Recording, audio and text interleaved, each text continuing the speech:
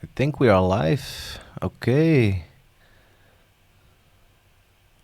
Yes. Welcome to Chaos and Amazement, where we explore digital. Phil, Here we go again. let me try. Welcome to Chaos Chaos. and Amazement, where we explore the impact of digital technology on our daily lives. That's how you do it. It's almost as complicated as digital technology itself. So the Yes, sentence. but that's why people like us will never be without a job. Do you have your finger on the buzzer because we have a specific Wow. charity? Yeah.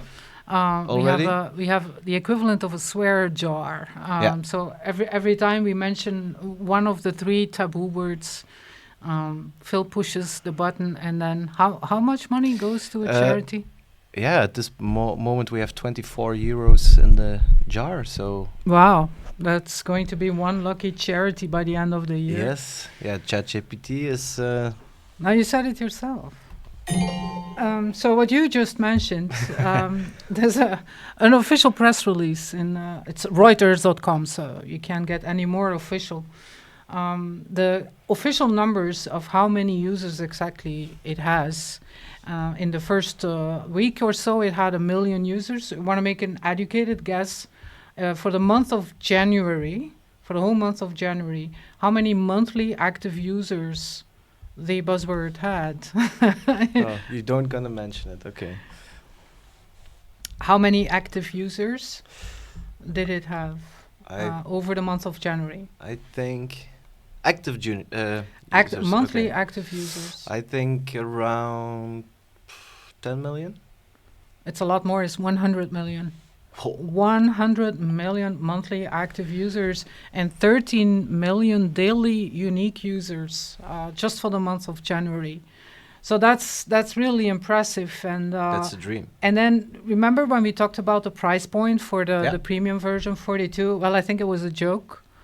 An inside joke, obviously, because the number 42 means a lot to nerds like us. But it appears to be 20 euros or dollars a month now. And that's exactly in what I call the Goldilocks zone. It's not too much. It's not too little. It's exactly right, I think, 20 euros or $20 a month. And then in the meanwhile, while we were not watching, Microsoft increased its share in the AI startup, OpenAI, to 49%. Wow. Yeah, that's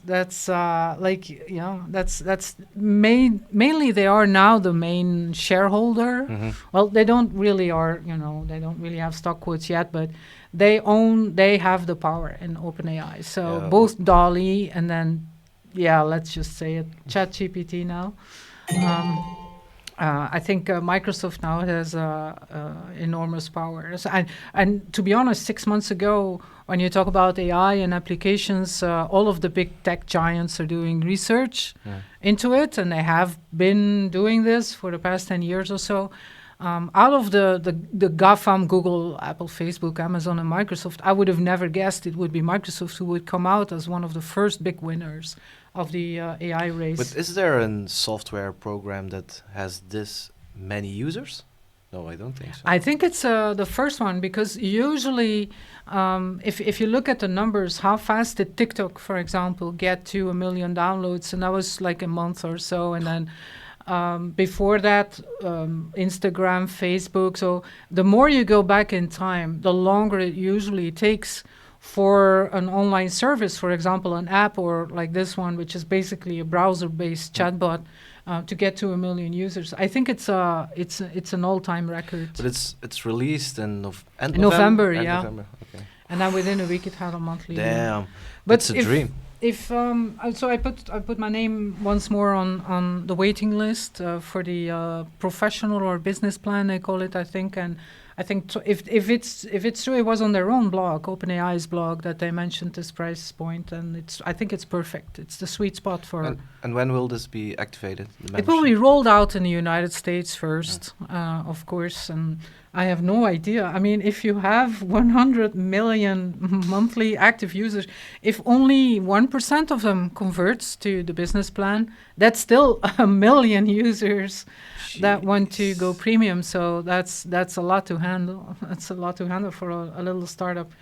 I just came across, so it's not in the show notes. I was listening to it. So as you know, I listen to podcasts in French for two reasons. To brush up my French a little bit, because I don't need French in my daily life anymore. Maybe I should get like a French-speaking boyfriend or something. Okay. Yeah, Okay. if you're watching and you're single, you know how to find me. But also because the French specifically, they have another view of what comes out of Silicon Valley. So whenever there's something that is very popular at CES, for example, or something that was an initiative by Google or Apple, and then everyone is like, yeah, it's fantastic. And then the French go like, So when their criticism is basically from an almost anti-American point of view. So they're not really anti-American, but whenever, for example, they insist, instead of using the word computer, they insist on inventing their own word for it, like ordinateur. So why can't you just say computer like the rest of the world? Now, of course, they needed their own French version of ChatGPT. And it is basically, it's called ChatCGT.fr. So instead of ChatGPT, it is ChatCGT. .fr, obviously, and it's like you remember the Yellow Jackets movement in France when they would go, they go on strike, like whole parts of France would go on strike, and they would put cars on fire and fight with the police and stuff like that. Well, this AI is a bit like that. It's quite angry. It's not very polite. It refuses to speak English. And it's also very, very angry at capitalism. Yeah. So what it basically, it's a Marxist, it's a Marxist AI. And it doesn't care. You can just imagine that it's like chain smoking, filterless, green 𝗵𝗵cie𝘄𝗲𝘀 with one hand and then sipping from a glass of red wine from the other, wearing a yellow jacket, and it doesn't really give a shit about your feelings. Yeah. So I just asked it, do you speak English? As one does, and then it will answer. So the first time I asked, non, je ne parle pas l'anglais, and then I asked, pourquoi pas? Parce que je ne suis pas communiste. But now it's different. I asked again, do you speak English? And then, yes, I do speak English. But I must point out that the language of the working class is not respected by the capitalist bosses who continue to oppress us with their power and privilege. And then there's a big red button underneath. In French, it says "Imprimé pour la manif." So I can print this out. So I can turn it into like a big banner or a poster to go out to take it with me for the strike. So I think it's hilarious. It's obviously a parody, but so if you have to make like the French equivalent, this is as French as it gets. But this is really smart because it's There's a lot of discussion now about ChatGPT, whether it would have a political bias or not. And so some people, of course, when you ask questions, and then you kind of you can train it to answer whatever you want it to answer. And but some research, it turns out that it is, if it would be a person, it would be a California liberal white 40-something. And then there are two possibilities really, because why? I mean, why? Yeah.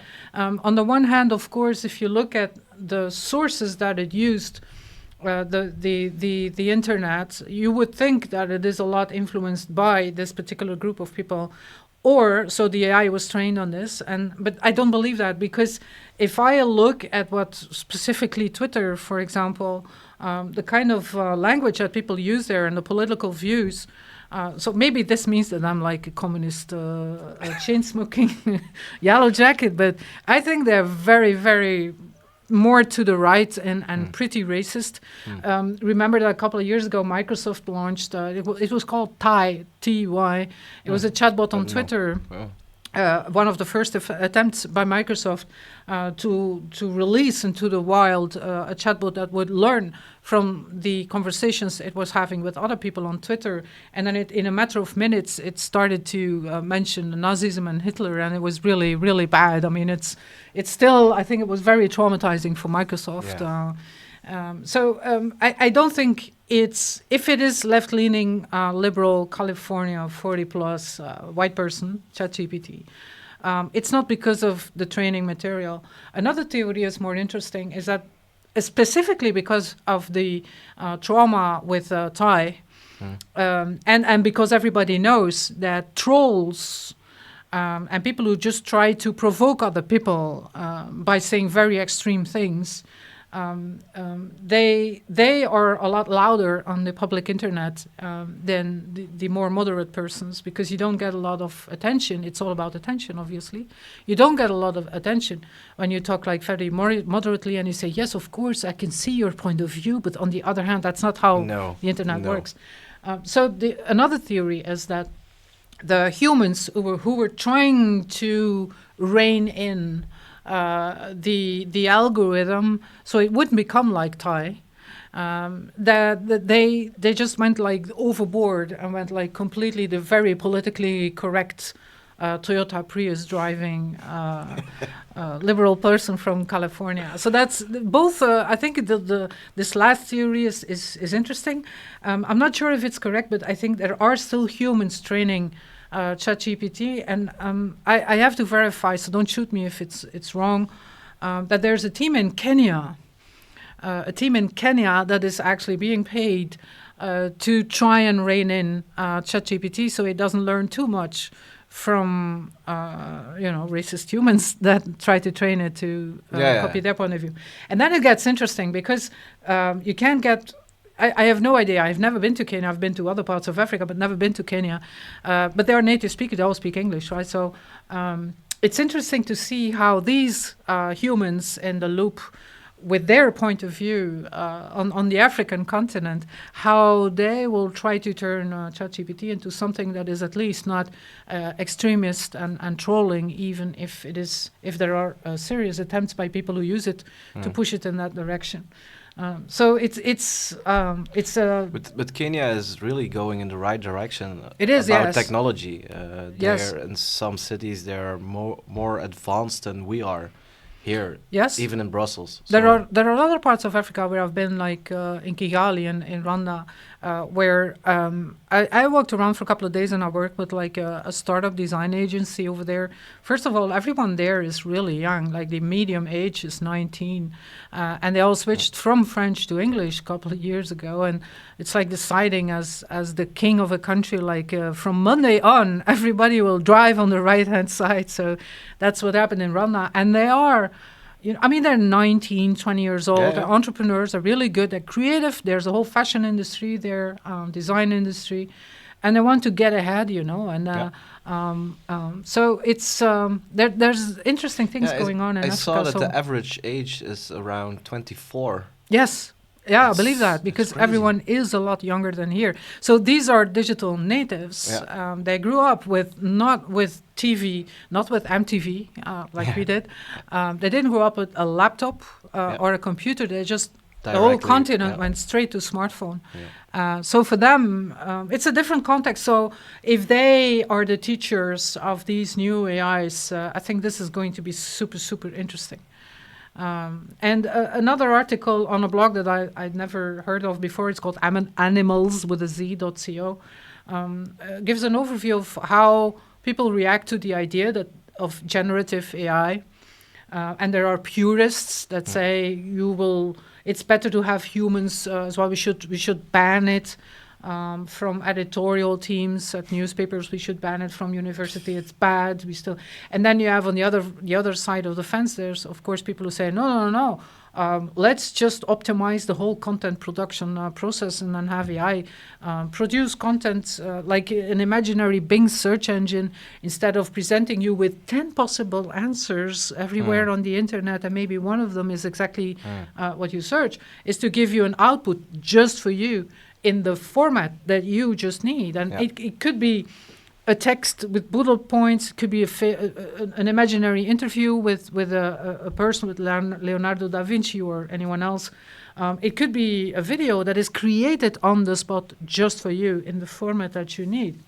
And in between, and that's what the blog post is about, the blogger calls it the Content Cyborg.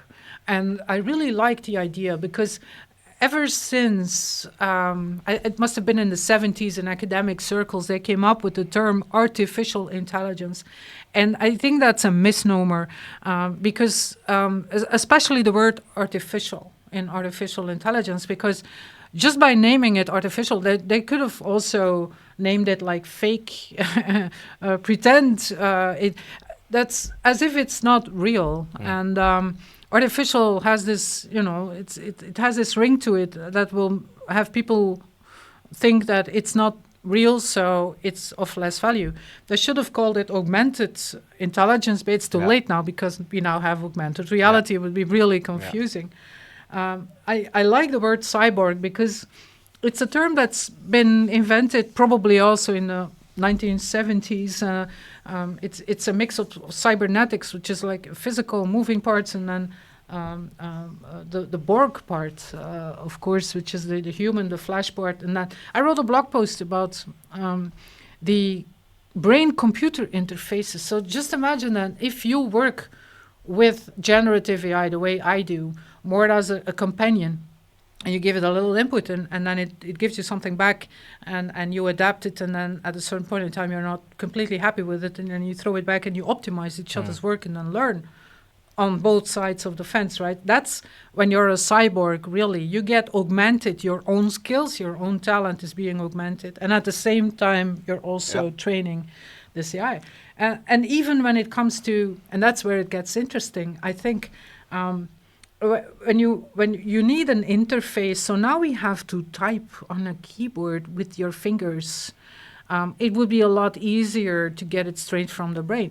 And that's the brain-computer interfaces. And we're going to need the buzzer once more, because the second taboo word is Elon Musk. And yes, he thinks that if we as humans want to keep ahead of artificial general intelligence that would take over humanity, because it's a lot smarter and more efficient than we are.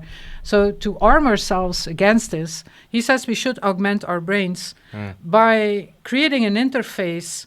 Instead of going all the way from your brain through your physical body with all its flaws to your fingers to a keyboard. I mean, that's just so many. The whole process is just very clunky. So the idea of brain-computer interfaces is that you can think something, and then through this brain-computer interface, exactly the way as the Borg have them in Star Trek. So they have something plugged in literally into their skull, and this enables them to be in constant contact with the rest of the hive, for example. And I'm against intrusive technology. I would rather not have holes drilled in my skull.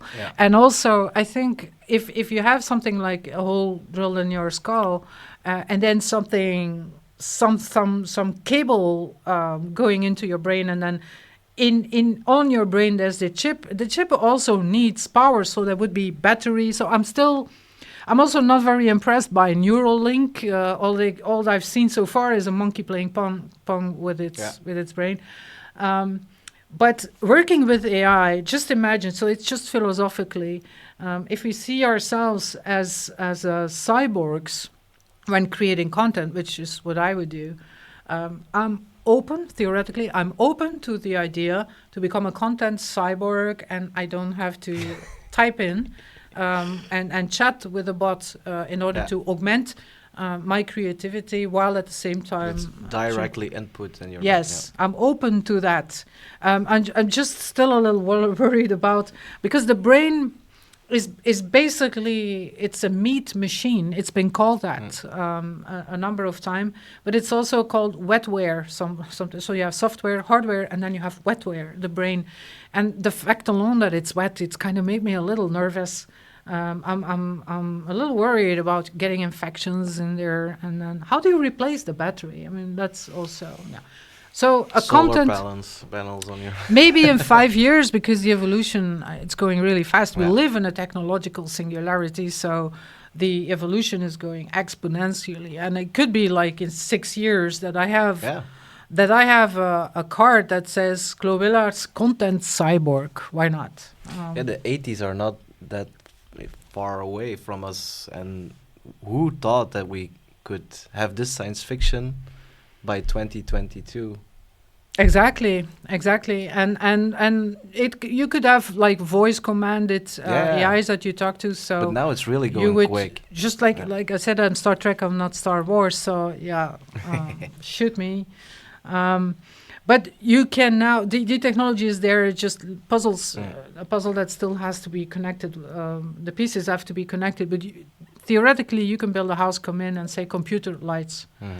And then you can talk to. I've been in a prototype of a house like that in Redmond in Microsoft headquarters. It was all simulated, of course, but when you were so the simulation was the following. So they had like a house of the future, and I was being asked in by the owner of the house. He was standing in front of his door. And then, of course, the doorbell would recognize him and then say, "Hello, Peter. Who is your friend?" And then I had to look into the camera and say, "My name is 𝗏𝗀," and then he would say, "She's fine." And then only then the door would open. What? Yes. And then another thing that I really liked is that, so he got like a fake video call from his daughter. And so there were sensors, cameras, and projectors everywhere in the house.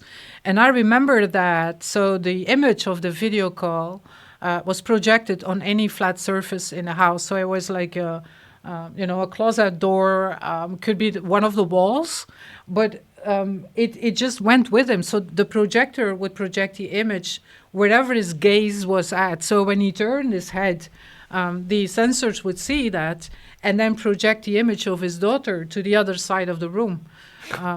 And I really like that because he didn't need anything. There was just, he was talking to the house.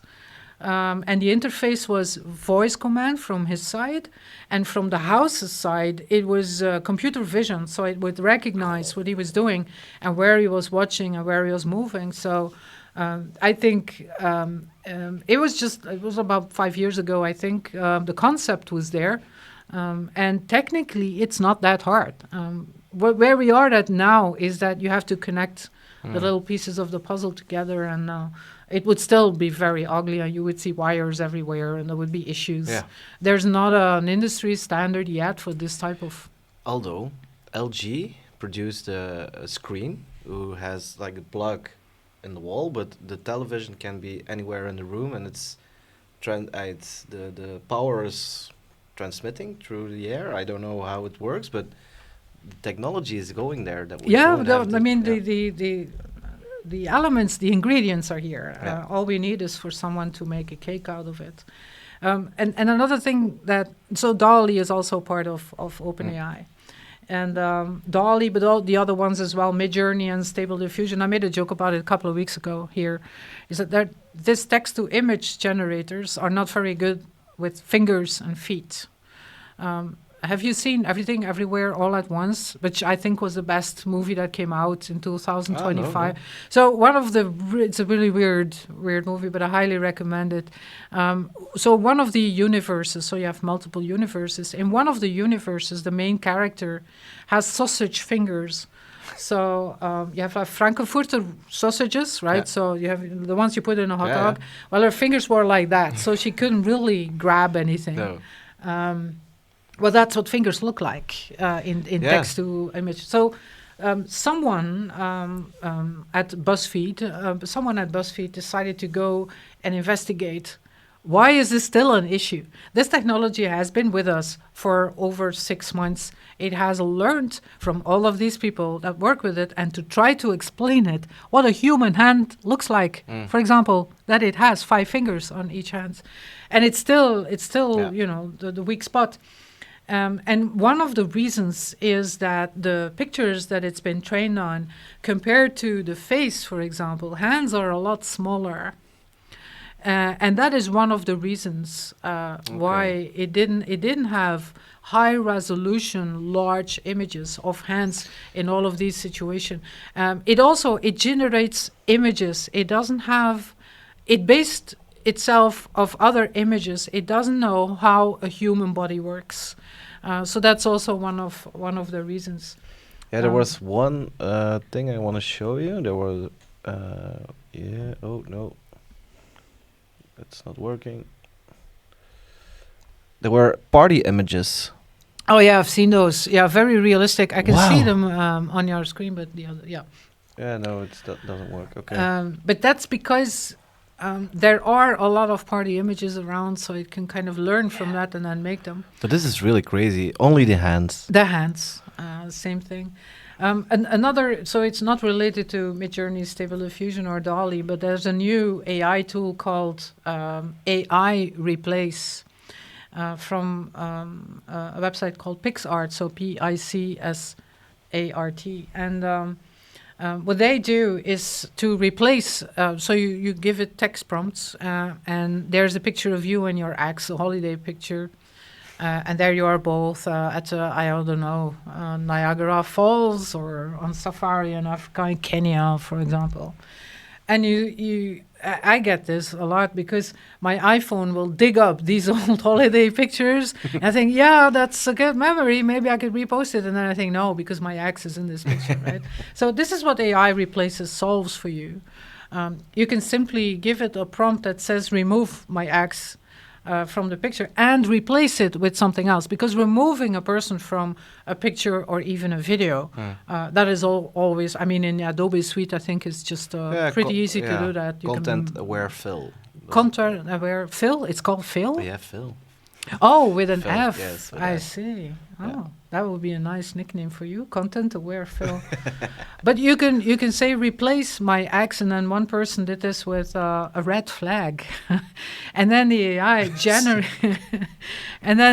generates a red flag to replace the person in the picture. Wow. It's very tempting. I haven't tried it yet. But I would replace my axe with something useful, like, for example, a fruit basket or something. How does like it? that. What is the name? So it's from a website called PicsArt, so that Pix, the plural of pictures, okay. Pix, and then PicsArt in one word.com. Okay. And the feature, the tool is called AI Replace. Nice. Yes. Red flag. Red flag. It's so we're getting. There's a report that just came out. It's published on work.com, but about. Do you remember that during the pandemic, the amount of time that we spent online went up? Yeah. So that's kind of logical. So it's interesting to see if this behavior is still the same now that the pandemic is gone. And it's kind of striking because the amount of time browsing on the internet has gone down compared to those 2 years in the pandemic. But the amount of time that we spend on social media is still growing. Okay. Yeah. So if you count both, it's about between 5 and 6 hours every day. So you might say I spend 8 hours sleeping every day. You spend 2 hours eating, and you spend 5 or 6 hours glued to your smartphone screen every day. And you think you're multitasking, No. but of course you're not. No. So that's huge. And then of course there are some differences because I think messaging is really big, but also getting sucked into the feeds of the algorithm of, for example, TikTok.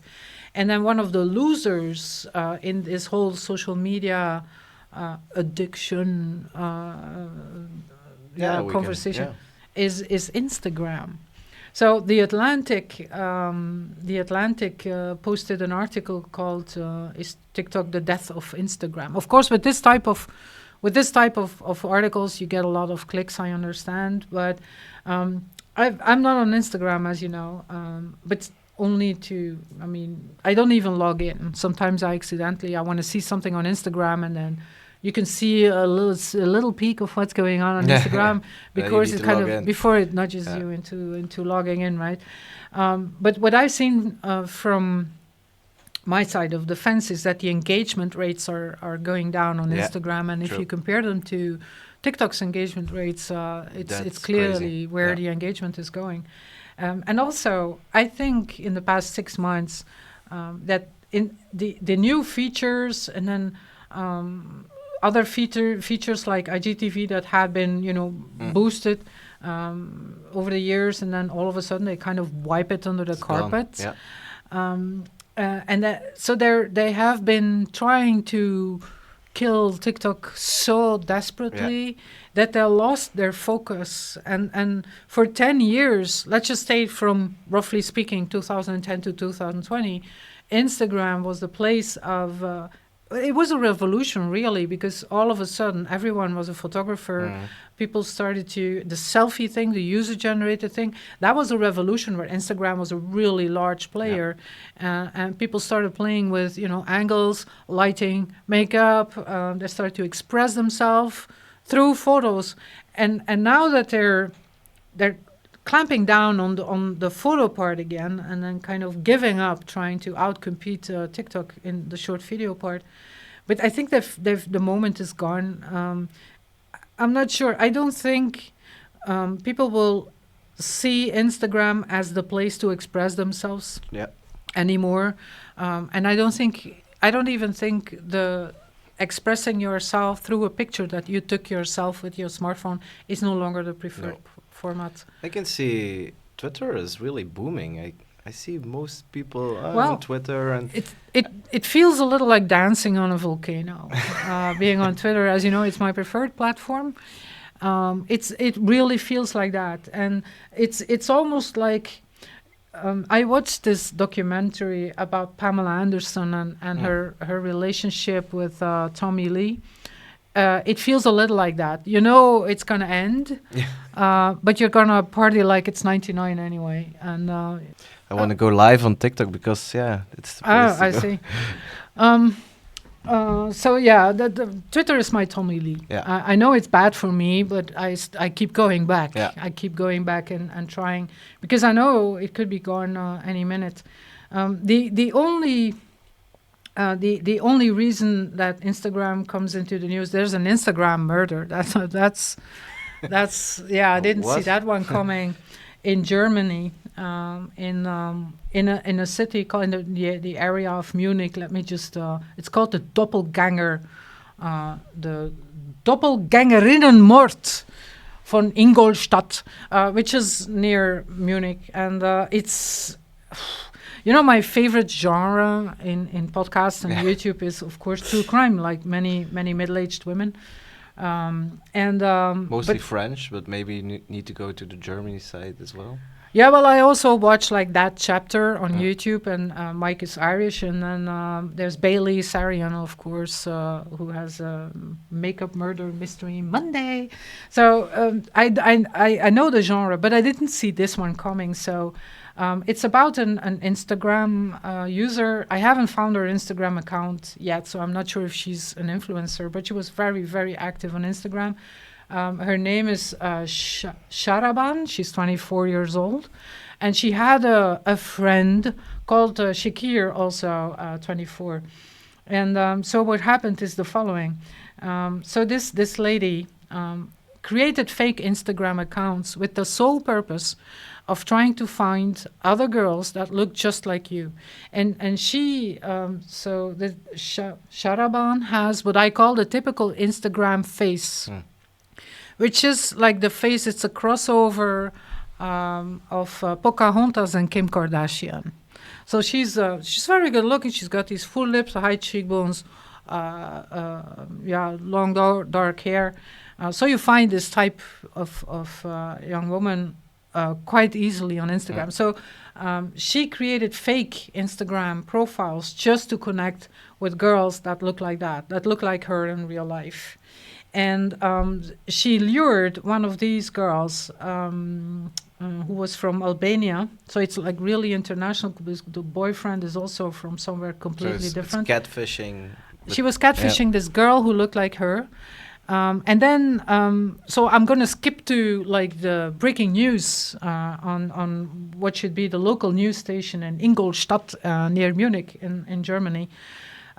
So there was a Mercedes registered to 𝗬𝗲𝗀, parked in front of her friend Shakir's house. And in this Mercedes was the lifeless body of a young woman with, you know, the Pocahontas / Kim Kardashian look. And she was brutally murdered with a knife. And the idea was, so why did 𝗬𝗲𝗀 do this? She assumed that everybody, because it was her Mercedes, that everybody would assume that it was her body in that car. And she did it to fake her own death. So she could start a new life because she had troubles at home. I'm not sure. Maybe they were this friend related. Or, I don't know. Her parents were a bit strict or something because she's originally from Iraq, I think. And not too happy with this Shakir guy. I'm just guessing, but that's usually what happens. And then she decided to fake her own death by stabbing a girl that looked like her in the face. So there were like 50 stab wounds, and most of them in the face. I mean, if you stab someone in the face with a knife, that's nasty. Psycho.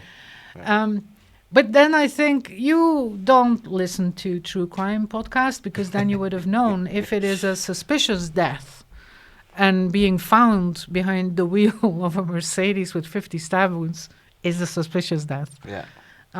Then they would DNA test. And then it quickly came out that, of course, it wasn't 𝗬𝗲𝗀, it was a poor girl.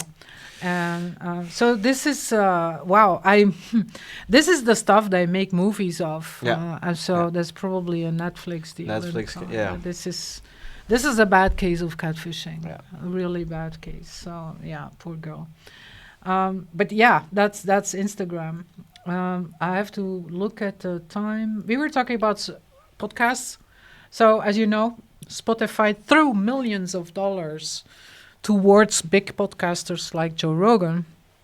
So they would come on the platform. And they also invested quite a lot of money into Spotify-only podcast series. And every social media platform at one point in time will try to lure in influencers and then literally pay them to, you know, move out of Twitch and then move to Amazon Prime or move away from TikTok and come back to YouTube, stuff like that. But Spotify, I mean, this type of budget was, that was literally in the millions of dollars. And just like everyone else in the same industry, they have to cut costs and they scaled back. So they also have been firing quite a few people, like everyone else, I'm afraid. Layoffs, but they also changed their strategy. So instead of wanting to become the biggest podcast platform, they say, we just want to become the most important platform for audio creators. So I'm still not sure what they mean by this. Audio creators are, of course, also musicians. Mm-hmm. So they're kind of trying to change their strategy to try and make more money and then still get more users. Because they're a mature company now. They can't keep pretending that they're a cool startup from, I think, Sweden. There's also a series on Netflix. Yes, that Daniel it's I don't like it. I didn't watch it. So it's going to be interesting to watch Spotify. It's not like Twitter is like I mentioned. It's like a volcano that's about to explode and destroy everything in its path.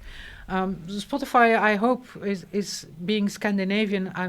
I hope that I'm pretty sure that they will go around a bit more. Well, we are doing well on Spotify, better than. Oh yeah, Apple. we have a podcast. This is a podcast right now. Yeah. Do you have any numbers on? I need to look up, but next week I'm gonna let you know. So we are everywhere. So we are a blog post. We're a newsletter. We're live on Facebook. We have our own YouTube channel. The clips end up as reels, and I think on your TikTok feed as well. Yes. I upload them natively, the clips, on my LinkedIn profile, because the LinkedIn algorithm is really hungry for native video content. So we're practically unavoidable. We're all over the place. So if you are more comfortable in one or another way of following us, there's always a way. So we're everywhere. So even on Spotify, right? Yeah. Chaos and amazement. That's what we do. Now, where we are not is on Twitch, Twitch TV. And to be honest, it's a place that I kind of avoided. I know it's a lot more than just watching gamers curse their way through a particularly difficult level. But sometimes there are really weird and interesting things that you can watch. And I remember that in the paid version, I know someone. So, Chris, if you're watching, this is for you.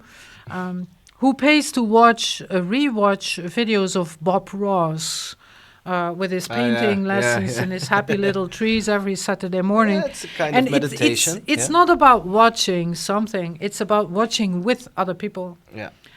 So that's interesting. So this is why it caught my eye. There's an AI-generated and nonsensical version of the famous Seinfeld TV show. It's called Nothing Forever. Completely, it's very pixelated, but everything that happens, the whole storyline, the dialogue, the animation is AI generated. Wow.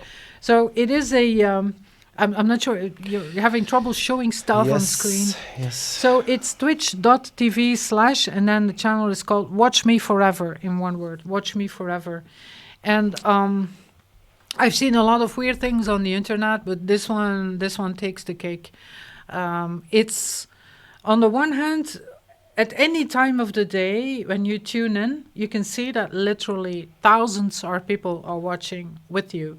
So that's the whole experience, of course, is that you can, you can chat with the other people about how weird it is. Yeah. And I can see the attraction of that, watching something really, like it's very pixelated and the colors are very primitive. So it kind of feels like... I know a time when if you wanted to game, you bought like 6 diskettes at like the local store, grocery store. Were they legal? Were they illegal? And then you had to plug these into your computer one by one. One of them was Lazy Larry's Leisure Suit, for example. And then you would see on your screen, which maybe had already 3 or 4 colors. You could see these pixelated characters hopping over your screen. 8-bit.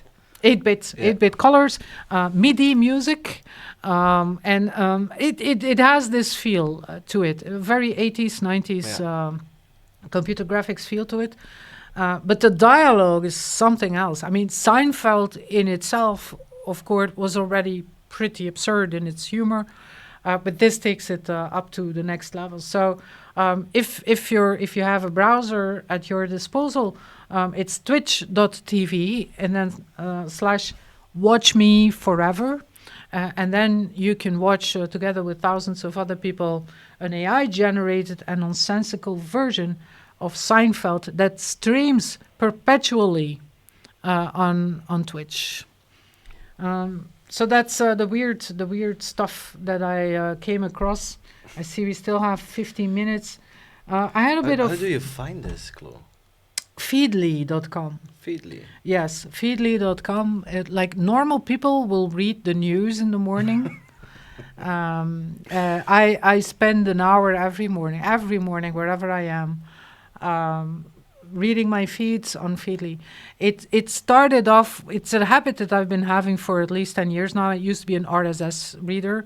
And I have this collection of websites that I have subscribed to.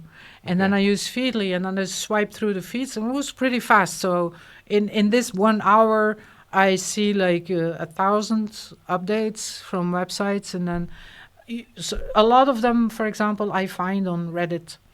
You can easily subscribe through RSS to particular subreddits. And then Reddit is really, I mean, it's 99% really, the stuff that your mom warned you about.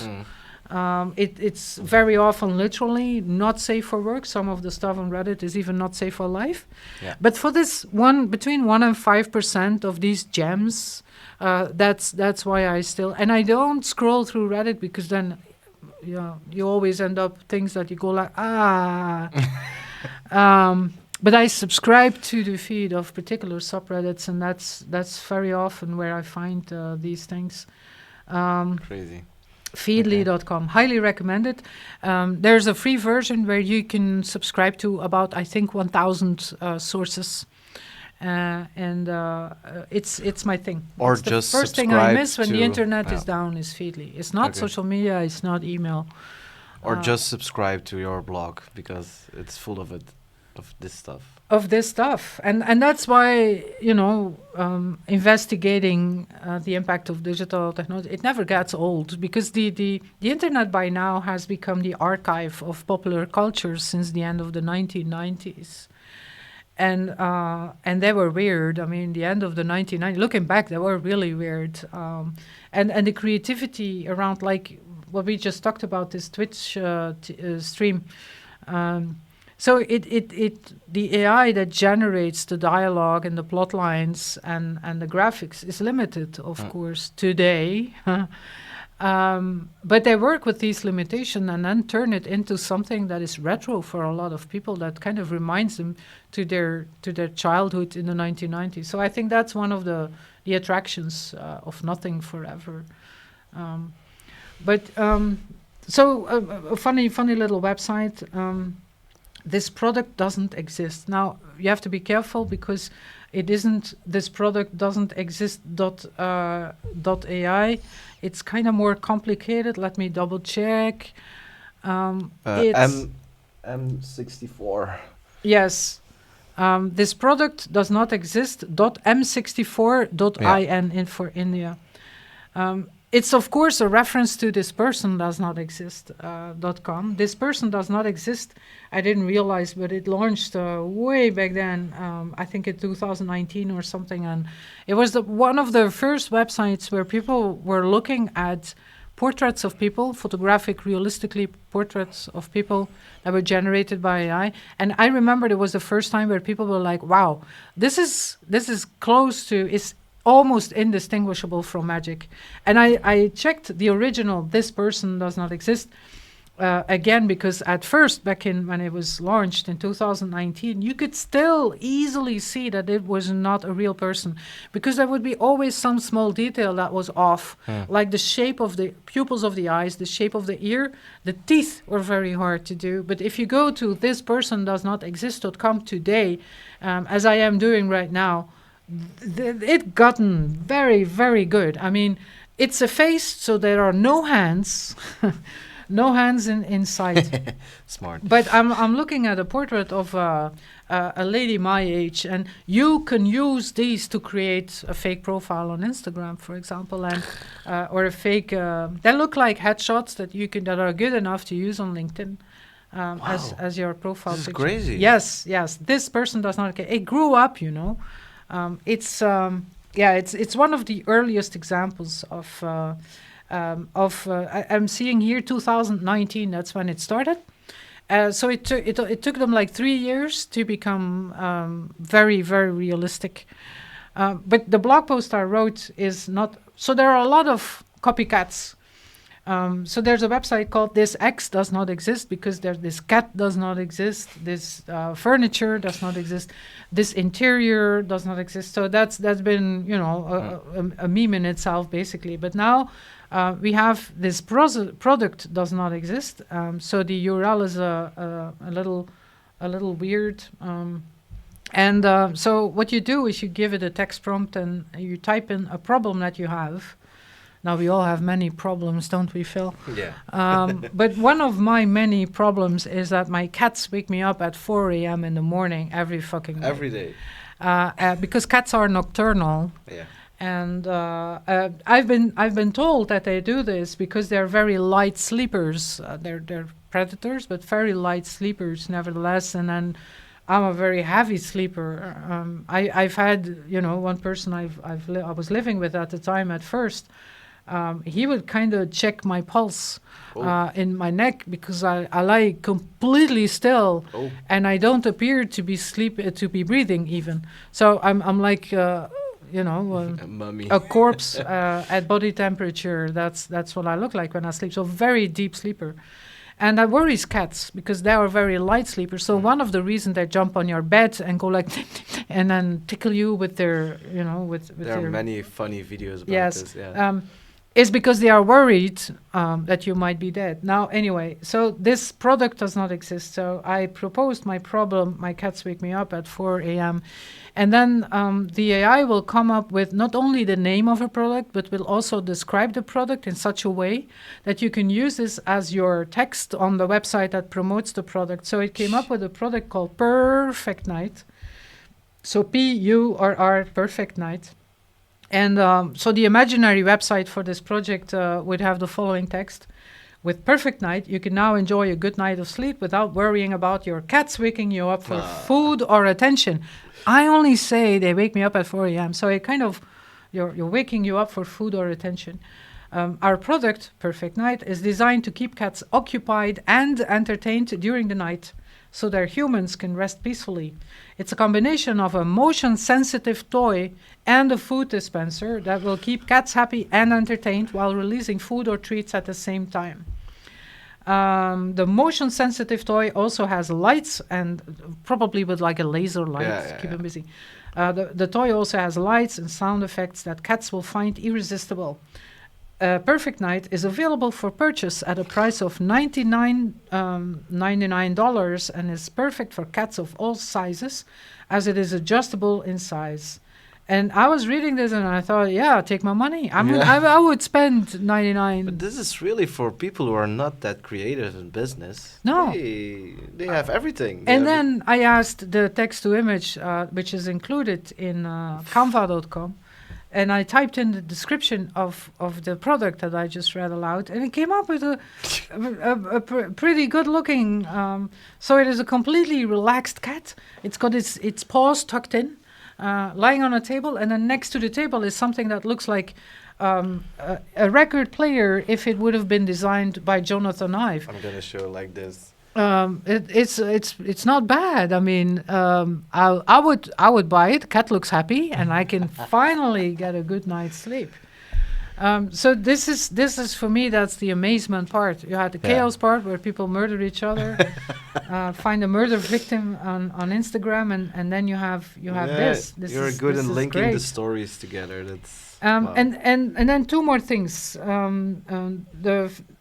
The first one is a celebration. It's the birthday of a very popular meme called "This Is Fine."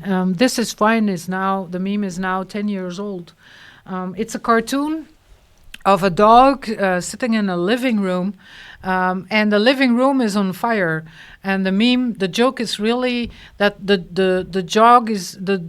dog is completely in denial of the fact that the room is on fire. It has a cup of tea with him, and the dog says, "This is fine." It's part of a cartoon, and the dog has a name. It's called Question Dog. But the reason why I'm mentioning it today, so The Atlantic has a whole article about the background about this meme. I think "This Is Fine" was was elected as the meme that described the year 2022 best. So 2022 was the not quite back to normal after pandemic.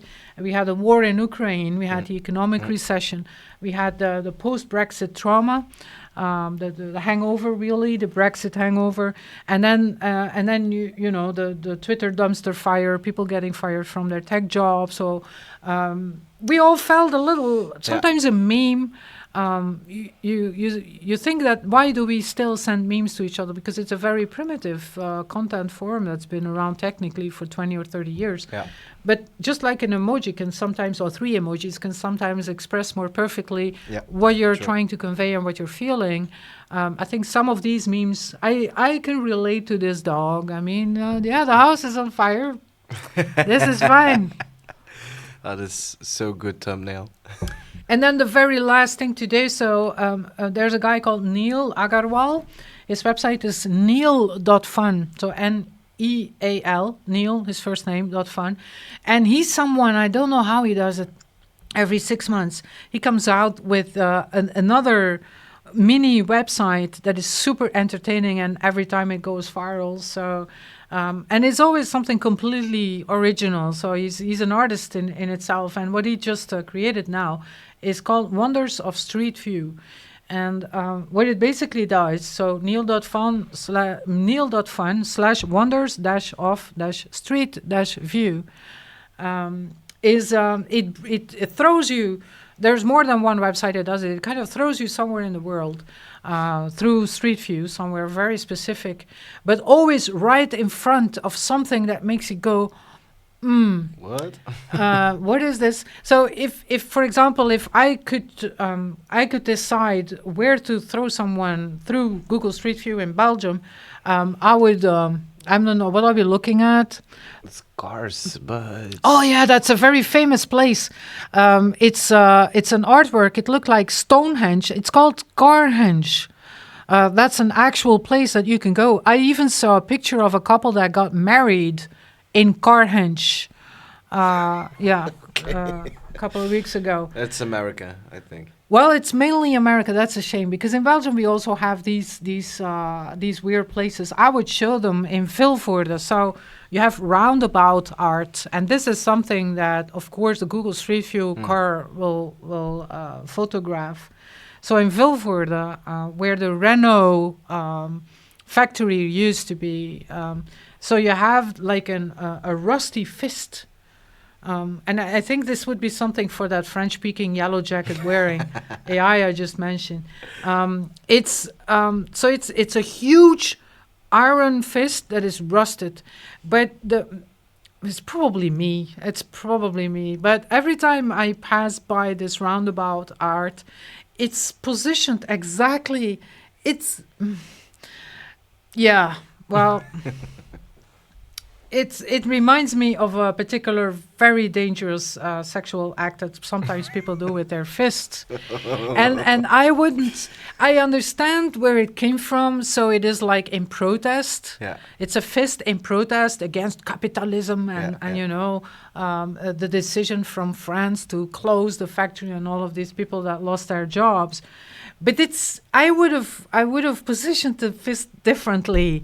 I would have positioned it like, this type, this, I would have, but it's this. And then I thought, wow, so many people saw the content and nobody thought, do you think this is a good fist? Shouldn't we, have this? Or, on the other side, you can go like this. That's a fist. That's a power fist.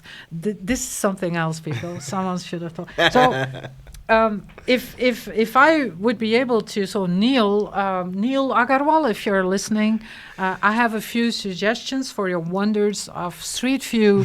A couple of public objects that the Street View car probably also mentioned. If you have some more, let us know. Are there any places in Belgium that are available on Street View that you would suggest for Neil's Wonders of Street View? Or other places in the world.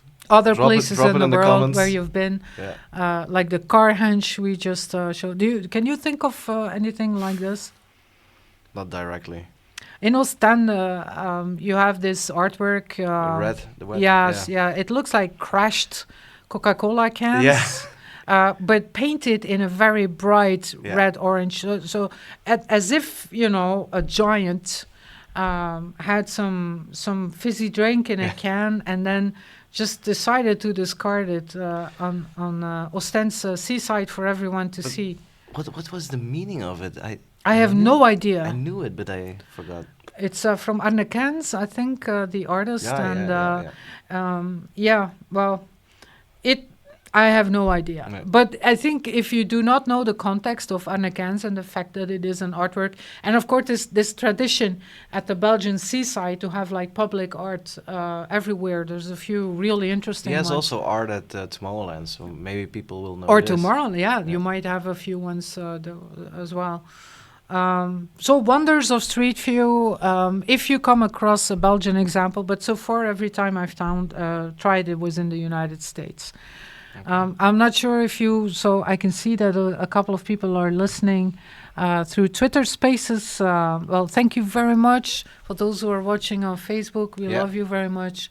Thank you, and see you next week. Yeah. See you next week, 5 o'clock CET, for our weekly dose of chaos and amazement. Bye everyone.